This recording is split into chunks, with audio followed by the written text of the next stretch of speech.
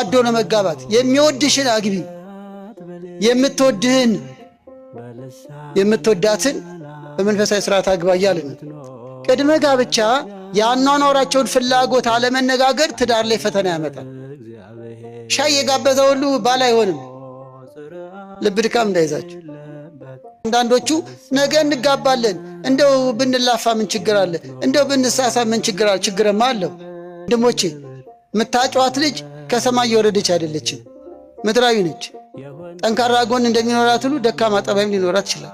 አንዳንዱ ደግሞ ፍርድ ቤት አልሄደም እንጂ ቤቱ የተፋታ ብዙ ነው። ያጨሽ ጓደኛሽ አመለካከትሽን አግኝቶታል? አይምሮሽን፣ አስተሳሰብሽን ወዶታል? መርምሪ። ወይስ ቁመናሽን ብቻ ነው? ትዳር ዕውቀት ይፈልጋል። በይበልጥ እህቶች የሰማችሁ ነው። እሺ ለማለትም አትቸኩሉ። ዝም ብሎ እንደ ዳስጥ ዝም ብሎ መዘገን የለም። ደጅ የምታስጠኙ ግን በኩራት በትዕቢት አይደለም። ምንድነው ልምድ፣ የጸሎት ልምድ፣ መንፈሳዊ አቋምህ፣ ውሎ የት ነው? ምሽት የት ነው? ልዩ ጉባኤ እንላለን፣ ልዩ ህይወት ጠፍቷል። መንፈሳዊ ጉባኤ እንላለን፣ መንፈሳዊ ህይወት ተጓድሏል። አስራት ክፈሉ፣ ምጽዋት መጽውቱ እንላለን፣ ቤታችሁ ግን ባዶ ሆኗል።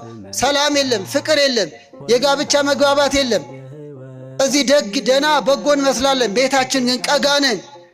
የውጪ አልጋ የቤት ቀጋ በዝቷል። አንዳንድ ወጣቶች ማግባት አልፈልግም፣ ትዳር እንደነገሌ ከሆነ ጥንቅር ብሎ ይቅር ብለው እንደ ቆሜ ልቅር ያሉ አሉ። ለምን? የእኛን አይተው። እሳት በአግባቡ ከያዙት ምግብ ያበስላል፣ መልካም መዓዛ ይፈጥራል። በአግባቡ ካልያዙት ያቃጥላል። ወጣትነትም እንዲህ ነው። መተጫጨት ለጋብቻ ዓላማ ነው። አስተውሉ። መተጫጨት ለፍቅረኝነት አይደለም። መተጫጨት ጓደኛ ሆኖ ፎቶ እየተነሱ እንደ በየካፍቴሪያው እየዞሩ ለመኖር አይደለም። ብዙ መዘነጥ የማይወድ አለ፣ የሚወድ ደግሞ አለ። እሷ ጋር ሆኖ ስፕራይት ነው የሚያዘው። እስከ 12 ሰዓት ስፕራይት ይጠጣል።